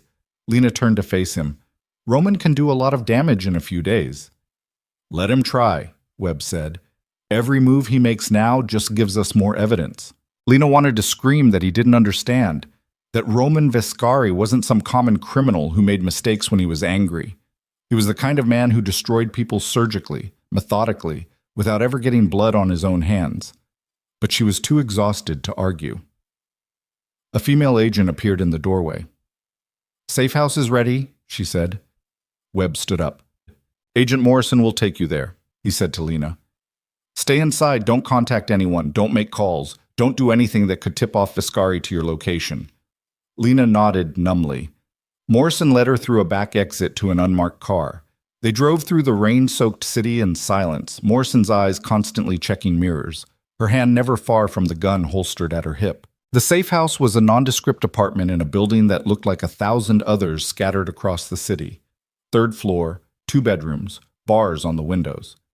There's food in the fridge, Morrison said. Don't answer the door for anyone. Don't open the windows. And this, she handed Lena a phone. Emergency line. You call it, backup's here in 3 minutes. What if 3 minutes isn't fast enough? Lena asked. Morrison's expression didn't change. Then make sure you stay alive until we arrive. She left without another word. Lena stood in the center of the apartment, listening to the locks click into place from the outside. She walked to the window and looked down at the street below. A car sat parked across from the building, unmarked, but Lena could see the outline of someone in the driver's seat. Federal protection. It should have made her feel safe. Instead, it just made her feel trapped. She sank onto the couch and stared at the blank TV screen, seeing her own reflection staring back. Hollow-eyed, exhausted, barely recognizable as the woman who'd walked into Blackthorn Holdings 3 years ago looking for invisibility. Her phone buzzed. Not the emergency phone Morrison had given her, the other one. The one Roman had given her months ago. Lena stared at it, her heart stopping. One new message. She opened it with shaking hands. We need to talk. Alone. Just you and me. One last conversation before this ends. Below the text was an address. Lena recognized it immediately. The building where Roman had kept her that first night. The room with the floor-to-ceiling windows overlooking the city. She typed back with trembling fingers. The feds are watching me. I can't leave. The response came immediately. Yes, you can. There's a service exit behind the building. No cameras, no agents. Just you choosing whether to run or face what you've done. Lena's breath came in short, shallow gasps. Why would I meet you? So you can kill me? If I wanted you dead, you'd already be dead. I want to talk. Nothing more. You owe me that much. Lena stared at the message for a long time. She did owe him. She'd worked for him, learned from him, become someone different because of him. And then she'd destroyed everything he'd built with 6 hours of testimony. But meeting him alone was suicide. She looked at the emergency phone Morrison had given her, looked at the locks on the door, looked at the agent sitting in the car below. All of it designed to keep her safe. All of it designed to keep her trapped. Lena made a decision. She walked to the bathroom window, the only one without bars. It was small, barely large enough for her to squeeze through, but it opened onto a fire escape that led down to the alley behind the building. She climbed through. The cold air hit her like a slap. Rain soaked through her clothes immediately. She descended the fire escape slowly, carefully, her hands slipping on wet metal. When she reached the ground, she looked back up at the apartment. The lights were still on. From the street, it would look like she was still inside. She had maybe an hour before anyone noticed she was gone. Lena pulled up her hood and walked into the rain. But the building was exactly as she remembered it. Lena took the private elevator to the 40th floor, her heart pounding so hard she could feel it in her throat. The hallway was empty, silent, just her footsteps echoing against marble floors. She stopped in front of the door she remembered. It was unlocked. She pushed it open. Roman stood at the window with his back to her, exactly like the first time she'd been brought here. The city spread out below them. Millions of lights, millions of lives, millions of people who had no idea what was happening 40 stories above them. Close the door, Roman said without turning around. Lena did.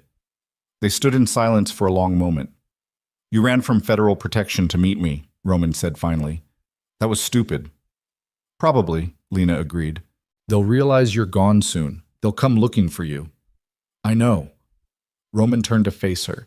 He looked exactly the same as always, controlled, precise, dangerous. But something in his eyes was different, something colder. Why did you come? He asked. Lena's hands clenched at her sides. You said I owed you a conversation. And you believed me? No, Lena said honestly. But I came anyway. Roman studied her for a long moment. You're either very brave or very stupid, he said. I haven't decided which. Does it matter? Not really. Roman walked to the small table and poured 2 glasses of whiskey. He held one out to her. Drink. Lena hesitated. It's not poisoned, Roman said. If I wanted you dead, I wouldn't waste good whiskey. Lena took the glass. Her hand shook slightly, making the liquid tremble. Roman raised his glass. To betrayal, he said quietly. The only constant in this business. He drank. Lena didn't. Roman noticed. You don't trust me, he observed. Should I? No, Roman admitted. But you came here anyway, which means some part of you still believes I won't hurt you. You killed Sarah Mitchell, Lena said, her voice tight. 3 hours after I gave you her name. Yes. No denial, no justification, just acknowledgement. She was trying to do the right thing, Lena continued. She was trying to stop criminals from destroying lives, and you murdered her for it. She was trying to destroy my organization, Roman corrected. There's a difference. Not to her family. No, Roman agreed, but her family isn't my problem. My problem was her, and now she's not a problem anymore. The casual way he said it made Lena's stomach turn. How do you live with yourself? She asked. Roman took another sip of whiskey. The same way you do, he said, by accepting that survival requires ugly choices. I'm not like you. Yes, you are. Roman set his glass down. You just don't want to admit it. You think because you're testifying against me, it somehow makes you different, better. But we both know the truth. What truth? You didn't betray me because Sarah Mitchell died, Roman said quietly. You betrayed me because you finally saw an exit and you took it. You didn't care about justice or redemption or doing the right thing. You cared about saving yourself. That's not... Yes, it is, Roman interrupted. And there's nothing wrong with that. Survival is survival. But don't pretend you're anything other than what you are. Don't pretend you're a hero when you're just another person trying not to drown. Lena's vision blurred with tears she refused to let fall. I hate you, she whispered. I know, Roman said, but you also understand me, which is why you're here instead of hiding in that safe house. He was right, and Lena hated him for that too. What do you want from me? She asked, her voice breaking. Roman walked closer until they were only a few feet apart. I want you to understand what's going to happen next, he said. The feds will use your testimony to build their case. They'll freeze accounts, seize assets, arrest people. It'll feel like they're winning. He paused. But they're not. They have everything they need to destroy you. They have evidence of crimes committed by people who work for me, Roman corrected. But evidence and proof are different things. And by the time this goes to trial, half the witnesses you named will recant. The other half will disappear. Documents will get lost. Recordings will be corrupted. His eyes were steady on hers. I've been doing this for 15 years. You think I don't have contingencies? Lena's throat tightened. You're going to get away with it. Most of it, Roman confirmed. Some people will go to prison. Some accounts will be lost. Some operations will shut down. But I'll survive. I always do. And me? Lena asked. What happens to me? Roman's expression didn't change. That depends. On what? On whether you're willing to undo what you've done. The words hung in the air like a noose. Lena stepped back. You want me to recant my testimony. I want you to tell the truth, Roman said, that you were coerced, that the feds threatened you, that everything you said was fabricated under duress. He tilted his head. It's not even a lie. Webb did threaten you. He told you it was testify or go to prison. Because I'm guilty, Lena said. I helped you. I gave you names. I'm complicit in everything you did. Exactly, Roman said. Which means if I go down, you go down with me. The only difference is I have lawyers who can protect me. You don't. Lena's hands clenched into fists. You're saying I don't have a choice. You always have a choice, Roman said. You just don't like the options. It was the same thing he'd told her before. The same trap closing around her again. And if I refuse? Lena asked. If I stand by my testimony? Roman's expression went cold. Then you become a liability I can't afford to leave breathing, he said simply. Federal protection only works if you make it to trial. A lot can happen between now and then. The threat was delivered without emotion, without malice, just cold, simple fact. Lena felt something inside her snap. Then kill me, she said, her voice rising, right now, because I'm not recanting, I'm not saving you, I'm not protecting you anymore. She stepped closer, her fear burning away into something hotter. You want to know why I really came here? Not because I owe you a conversation, because I wanted to look you in the eye and tell you that I'm done being your weapon. Roman didn't move. You think this is about being brave? Lena continued, her voice shaking with rage. It's not. It's about being tired. Tired of blood. Tired of secrets. Tired of being the person you turned me into. She laughed, a bitter, broken sound. You were right about one thing. I'm not a hero. I'm not even a good person, but I'm also not going to keep being yours. The silence that followed felt like falling. Roman studied her face for a long moment. Then he pulled out his phone and made a call. She's here, he said quietly. Yes, both of them. He hung up. Lena's stomach dropped. Who was that? Insurance, Roman said. The door behind her opened. Lena spun around. Marcus Webb walked in, followed by two men Lena recognized as Roman's security. Her mind went blank with confusion. What? Webb smiled, cold and sharp. Surprise, he said. Lena looked between Webb and Roman, her thoughts racing.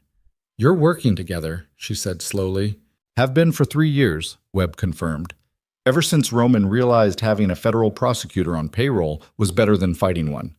The room tilted sideways.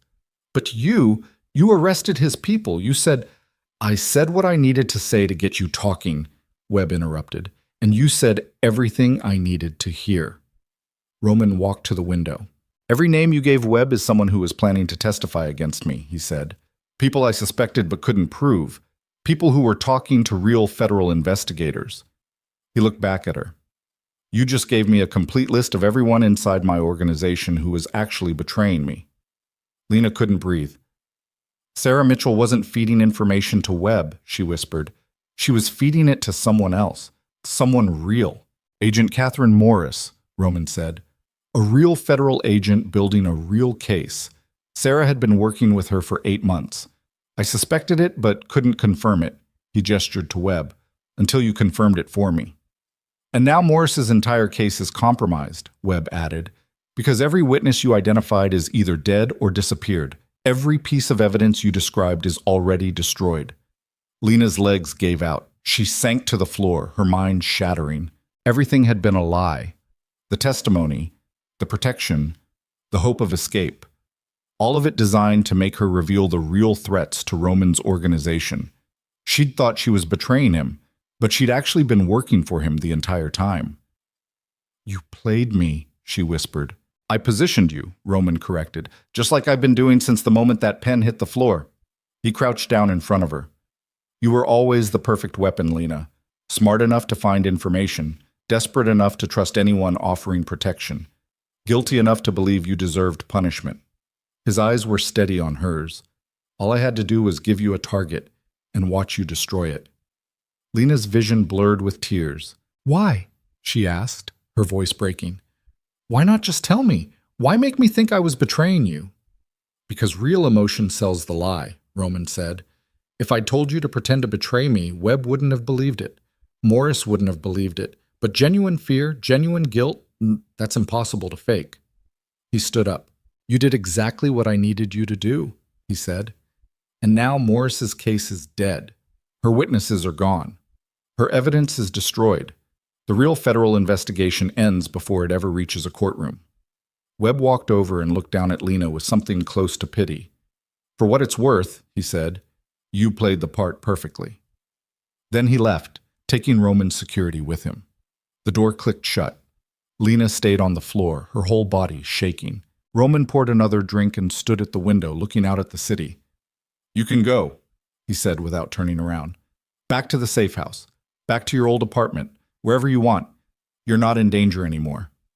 Lena looked up at him through tears. "Because I'm not a threat," she said hollowly. "Because I already destroyed everyone who was." "Yes." She pushed herself to her feet slowly. "And if I tell someone? If I expose what you did?" Roman finally looked at her. "Who would you tell?" he asked. "Webb's corrupt. Morris's case is dead. Every other federal agent who might care is either paid off or too far away to matter." He took a sip of whiskey. "You're alone, Lena, just like you've always been." The words cut deeper than any knife because they were true. Lena walked to the door on legs that barely held her weight. "One more thing," Roman said. She stopped, not turning around. "Your testimony today, the 6 hours you spent with Webb, all of it was recorded. Video, audio, everything." Roman's voice was calm, measured. "And now I own those recordings. Which means if you ever try to come after me again, I'll release them. Show the world how you helped destroy an organization from the inside.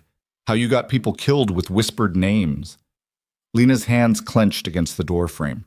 "You'll look like the criminal you actually are," Roman continued. "And no jury in the world will believe anything you say after that." Lena opened the door. "I really do hate you," she said, her voice hollow. "I know," Roman replied, "but you also need me, because I'm the only person who understands what you've become." Lena walked out, down the elevator, through the lobby, out into the rain.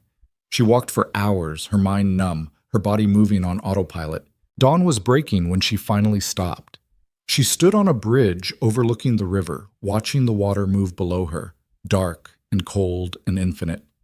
It would be easy to jump, easy to end the cycle of manipulation and blood and lies that her life had become, easy to stop being the weapon Roman Vescari had turned her into. But Lena didn't jump, because somewhere beneath the exhaustion and despair and self-hatred, something else was burning. Not hope, not redemption. Something darker, something that tasted like vengeance.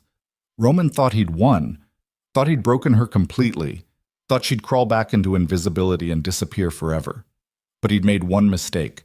He'd shown her exactly how powerful she could be, how much damage one invisible woman could do when she knew where all the bodies were buried.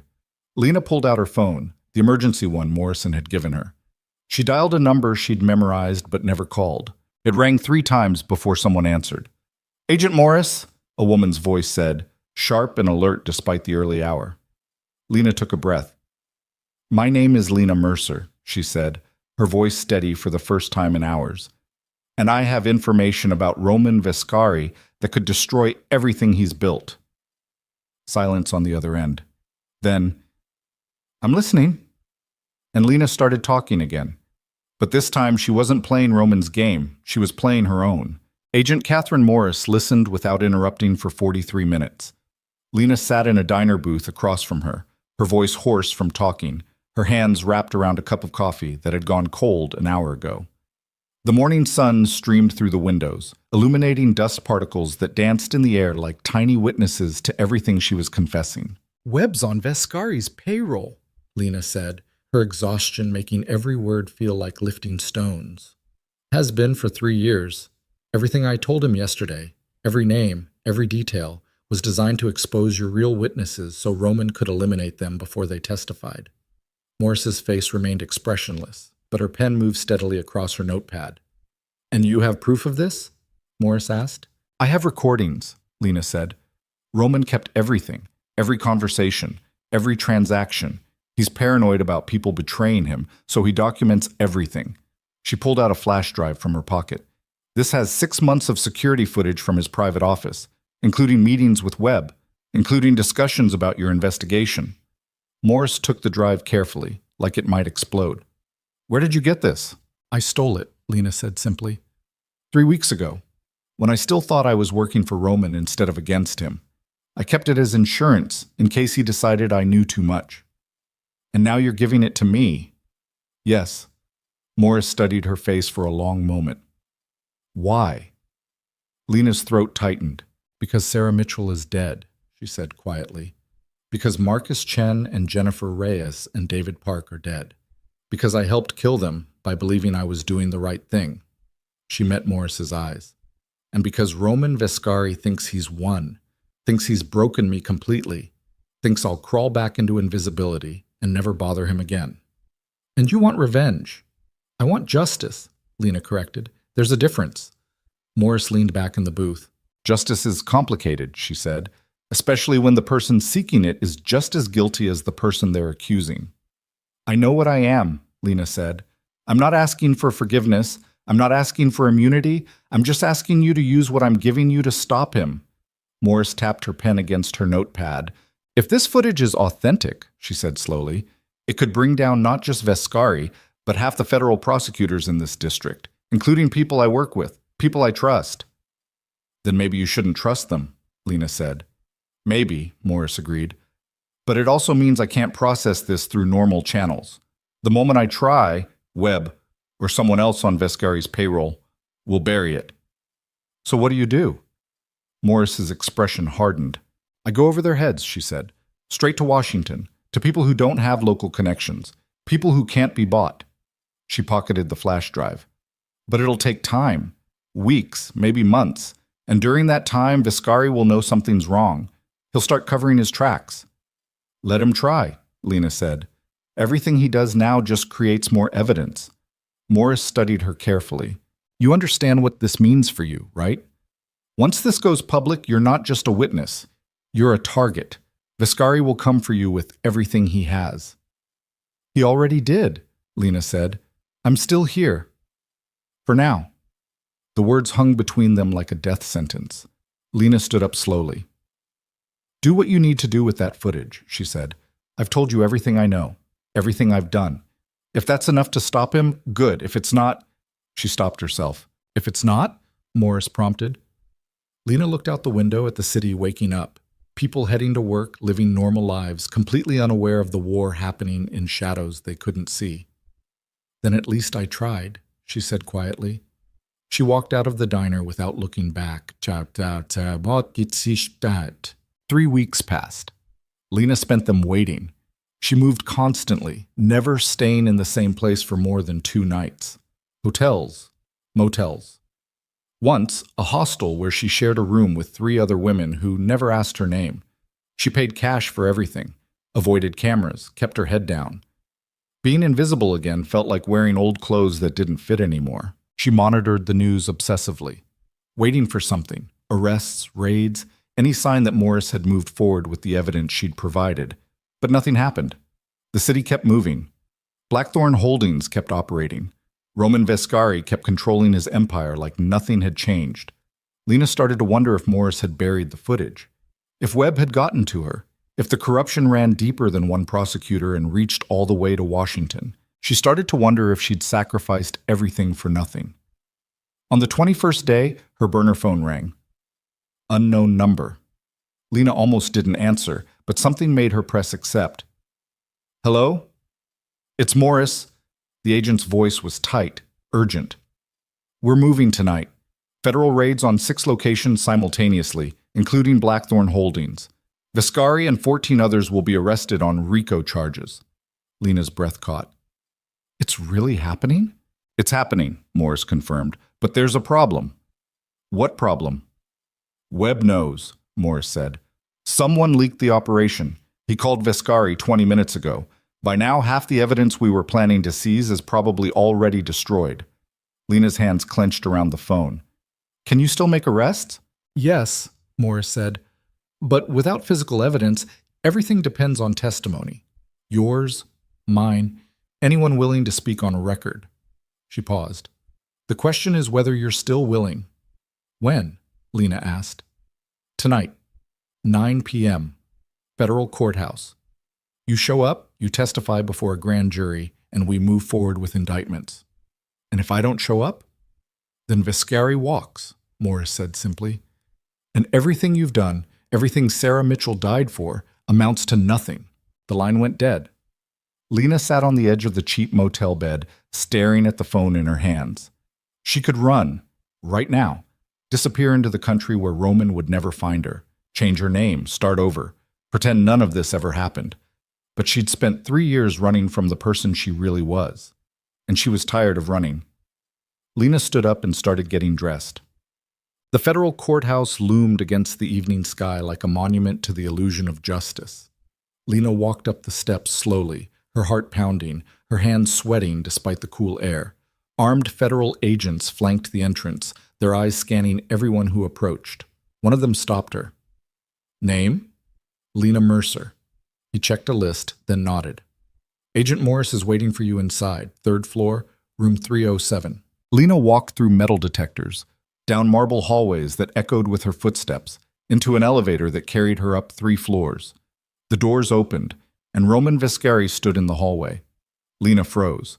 He looked exactly the same as always, perfectly tailored suit, controlled expression, eyes that missed nothing. But there was something different in the way he stood, something harder. You came, he said quietly. Lena's throat closed. How are you here? Morris said, that I was being arrested? Roman's mouth curved into something that wasn't quite a smile. I was. 2 hours ago, federal agents raided my office, froze my accounts, seized my files. He tilted his head. And then my lawyers arrived, and suddenly the evidence wasn't as solid as they thought. And suddenly the warrants had technical issues, and suddenly I was released pending further investigation. Lena's stomach dropped. You bought your way out. I exercised my rights, Roman corrected. There's a difference. No, there isn't. Roman studied her face. You really thought this would work, didn't you? He said. You thought giving Morris that footage would somehow bring me down, that justice would prevail, that the system actually works. It has to work, Lena said, her voice shaking. Otherwise, what's the point of any of this? There is no point, Roman said. That's what you never understood. The system isn't designed for justice. It's designed to protect people like me, people with money, power, connections. He stepped closer. You were never going to win, Lena. You were just going to destroy yourself trying. Then why are you here? Lena asked. If you've already won, why bother showing up? Roman's expression shifted slightly. Because I wanted to give you a chance, he said. One last chance to walk away before this ends badly for you. It already ended badly, Lena said. The moment that pen hit the floor. No, Roman said. It ends badly when you walk into that room and testify against me. Because the moment you do, you become an enemy I can't afford to leave alive. The threat was delivered without malice. Just cold, simple fact. Lena looked past him toward the door marked 307. I'm tired of being afraid, she said quietly. Fear keeps you alive. Maybe, Lena said, but it's not living. She walked past him toward the door. Roman's hand shot out and grabbed her arm, not rough, but firm enough to stop her. You don't have to do this, he said, and for the first time since she'd known him, his voice carried something close to genuine concern. You can still walk away, disappear. I'll even help you. New identity, new city, enough money to start over somewhere safe. Lena looked down at his hand on her arm. Why would you do that? She asked.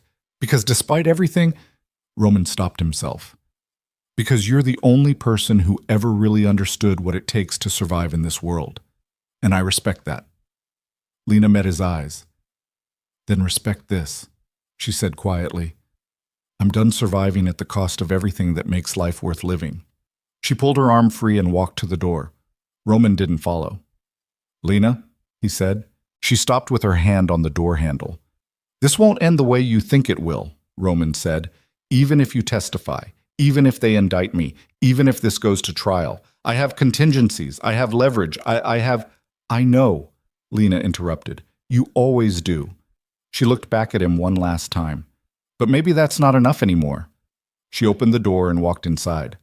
Roman stood alone in the hallway for a long moment. Then he turned and walked away, his footsteps echoing against marble floors until they faded into silence. The grand jury testimony took 4 hours. Lena told them everything. Again. But this time, she didn't leave anything out. She described her own crimes in the same detail she described Roman's. She didn't try to excuse herself or minimize her involvement. She just laid out the truth, ugly, complicated, damning, and let them decide what to do with it. When she finished, the jury foreman looked at her with something close to pity. "Miss Mercer," he said, "you understand that by admitting your participation in these crimes, you're essentially guaranteeing your own prosecution?" "Yes," Lena said. "And you're still willing to testify?" "Yes." The foreman glanced at his colleagues. "Thank you for your honesty," he said. "We'll deliberate and deliver our decision to the court." Agent Morris walked Lena out of the courthouse an hour later. "That was brave," Morris said as they descended the steps. "It was necessary," Lena corrected. "There's a difference." They reached the bottom of the steps. A car waited at the curb. Federal protection, probably. "What happens now?" Lena asked. "Now we wait for the grand jury's decision," Morris said. "If they indict, we move forward with arrests. If they don't—" She stopped herself. "If they don't, Roman walks free," Lena finished. "And I just confessed to multiple felonies for nothing." Morris didn't deny it.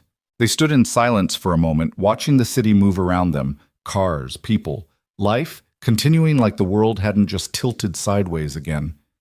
"For what it's worth," Morris said, "I think you did the right thing." "The right thing," Lena repeated quietly. "I'm not sure I know what that means anymore." "It means you chose truth over survival," Morris said. "Not many people have the courage to do that."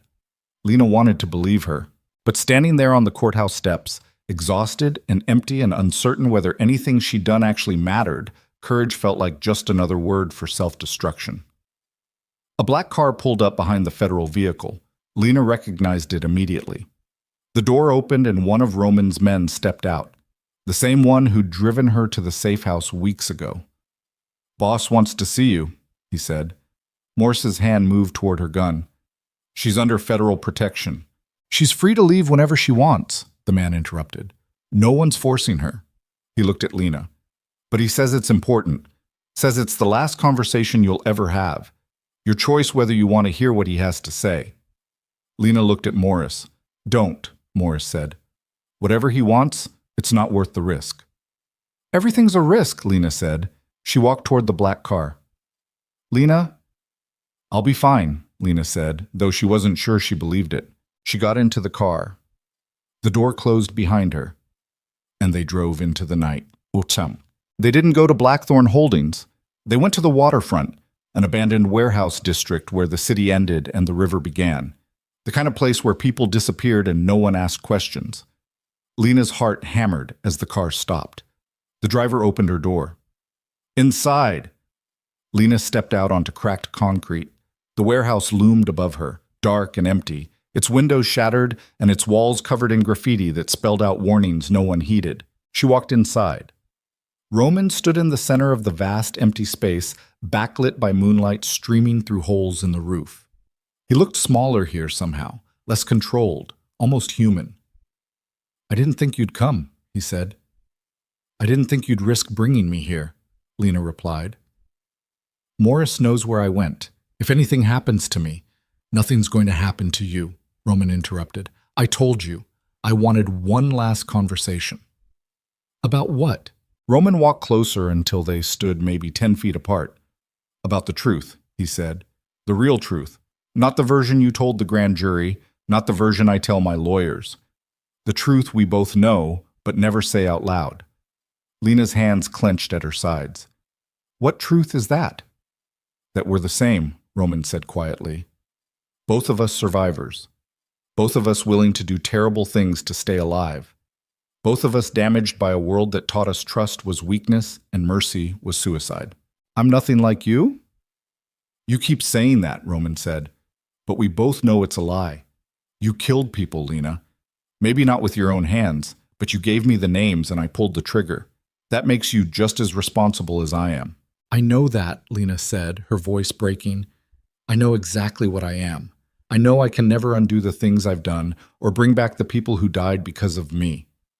I know I'm going to spend the rest of my life carrying that weight." She met his eyes. "But at least I'm trying to stop. At least I'm trying to be something other than the weapon you turned me into." "And you think that makes you better than me?" "No," Lena said. "It just makes me tired of being worse." Roman studied her face for a long moment. "The grand jury's going to indict me," he said finally. "I know that. My lawyers know that. The evidence you provided, the testimony you gave, it's enough to force a trial. Good. But here's what you don't understand, Roman continued. A trial can go either way. Witnesses can be discredited. Evidence can be challenged. Juries can be swayed. His eyes were steady on hers. I've beaten worse odds than this. Maybe, Lena said, but you'll have to do it without me covering your blind spots anymore. Something shifted in Roman's expression. That's what this is really about, isn't it? He said quietly. Not justice, not redemption. You just don't want to be useful to me anymore. The words hit deeper than Lena expected. Because he was right. For months, Roman had made her feel necessary, important, powerful. And some part of her, some dark, broken part, had loved it. But necessity wasn't the same as value, and power built on blood was just another kind of prison. I want to be free, Lena said simply. There's no such thing as free, Roman said. There's only different kinds of chains. Then I'd rather wear chains I chose myself, Lena said, even if they're heavier. Roman reached into his jacket. Lena tensed. But instead of a gun, he pulled out an envelope. This is everything I have on you, he said. Every recording, every piece of evidence, every crime you committed while working for me. He held it out. Take it, destroy it, walk away clean. Lena stared at the envelope but didn't move. Why would you give me this? Because despite everything, I don't want you destroyed, Roman said. You were the best weapon I ever had. The smartest, the most effective, the most... He stopped himself. You deserved better than what I turned you into. Lena's throat tightened. You're not capable of guilt, she said. So why are you doing this? Roman's expression didn't change, but something in his eyes suggested she'd hit closer to truth than he wanted to admit. Take the envelope, Lena, he said quietly, and disappear. That's my final offer. Lena looked at the envelope in his outstretched hand. Everything that could destroy her, contained in one thin packet. All she had to do was take it, burn it, walk away. But accepting it meant accepting everything that came with it. The implication that her testimony could be bought, that her guilt could be erased, that freedom was just another transaction in a world where everything had a price. No, Lena said. Roman's hand didn't waver. No? I don't want your clean slate, Lena said. I don't want to pretend the last 3 years didn't happen. I don't want to walk away like none of it mattered. She met his eyes.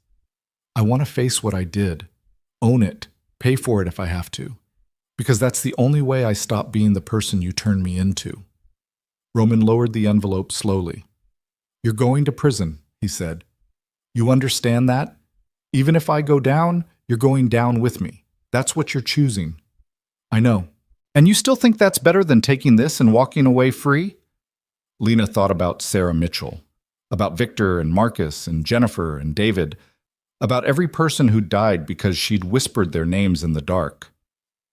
Yes, she said quietly, because at least prison has an end, but this, she gestured between them. This never ends, not as long as I keep running from what I've become. Roman stood in silence for a long moment, the envelope hanging loose in his hand. Then he did something Lena had never seen before.